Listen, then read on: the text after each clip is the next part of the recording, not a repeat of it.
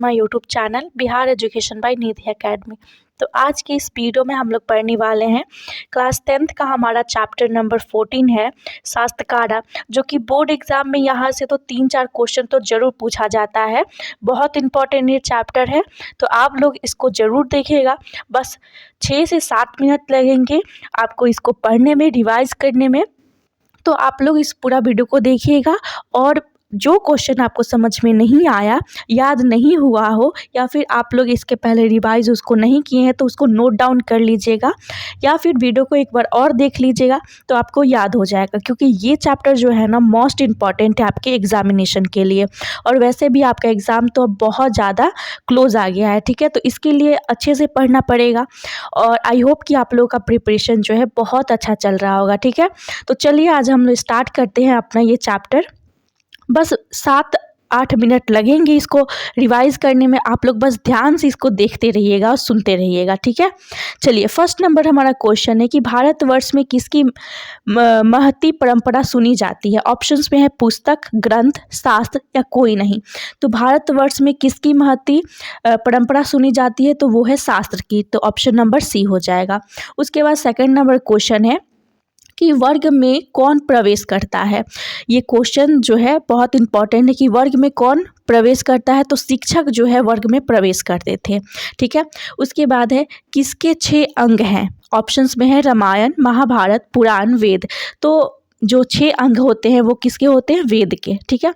उसके बाद देखिए छात्र किसका अभिवादन करते हैं। शिक्षक, बालक, राजा, छात्र। तो वो किसका अभिवादन करते हैं, शिक्षक का। सभी जो स्टूडेंट थे उसमें कक्षा में वो सारे खड़े होकर के शिक्षक जो शिक्षक थे उनका अभिवादन कर रहे थे, ठीक है। उसके बाद देखिए शास्त्रकारा पाठ की किस शैली में है। मोस्ट इम्पॉर्टेंट क्वेश्चन है, इसको ध्यान रखिएगा, बहुत इंपॉर्टेंट है, ठीक है।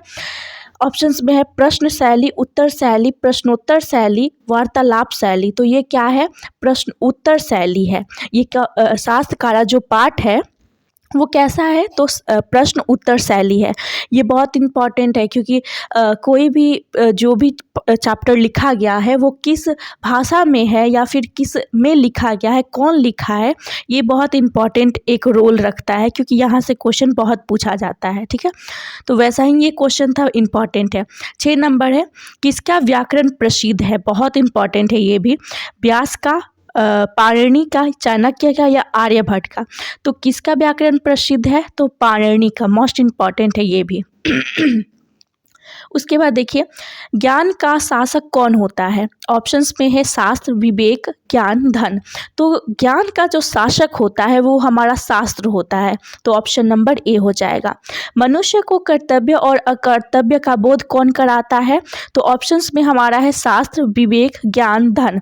तो वो कराता है शास्त्र। मनुष्य को जो भी कर्तव्य है, अकर्तव्य है, उसका बोध कौन कराता है, तो वो है हमारा शास्त्र, ठीक है।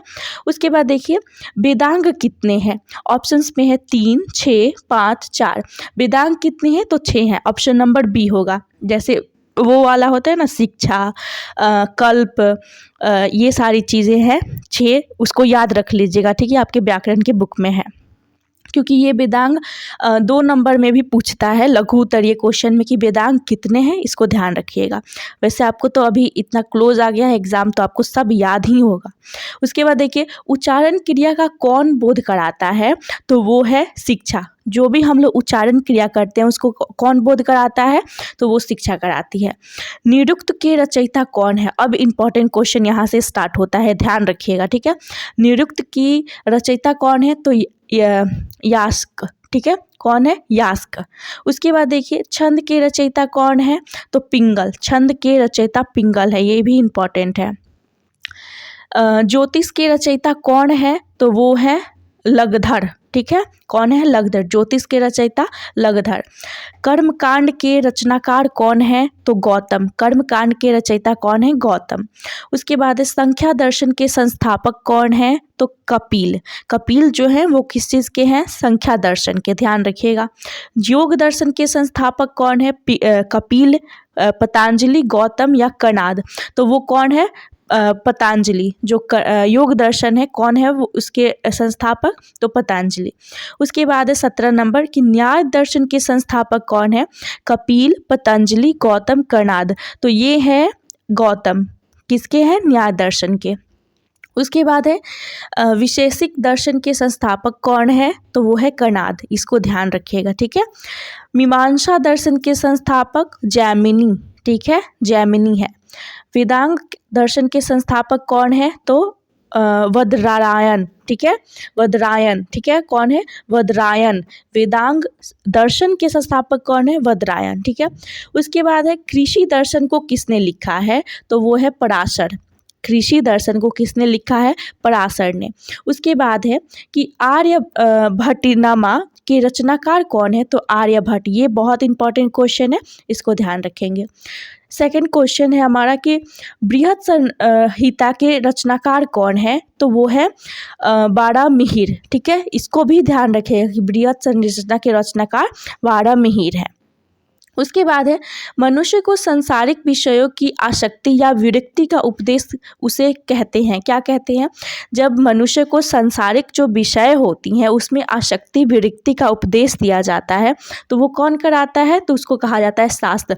डेफिनेशन पूछता है आपके एग्जाम में लघु उत्तरीय में कि शास्त्र से आप क्या समझते हैं, तो ये डेफिनेशन आप लोग उसको लिख सकते हैं कि मनुष्य को सांसारिक विषयों की आसक्ति या विरक्ति का उपदेश जो देता है उसे ही हम लोग क्या कहते हैं, शास्त्र कहते हैं। उसके बाद है लास्ट क्वेश्चन है हमारा कि चारक संहिता क्या होता है, बहुत इंपॉर्टेंट क्वेश्चन है ये। तो जो चारक संहिता होता है वो हमारा होता है क्या, आयुर्वेद शास्त्र होता है, आयुर्वेद शास्त्र, इसको ध्यान में रखेंगे। और सारे ये जो 25 क्वेश्चन थे ना, 25 के 25 बहुत इंपॉर्टेंट है, एकदम आपको माइंड में छप जाना चाहिए, ठीक है। तो आप लोग इसको याद रखिएगा। अगर आपको वीडियो अच्छा लगा है तो इसको लाइक शेयर एंड सब्सक्राइब जरूर कीजिए और बेल आइकन को तो ज़रूर प्रेस करना है ताकि जब भी मैं वीडियो अपलोड करूं उसका नोटिफिकेशन सबसे पहले आपको जाए। Thank you.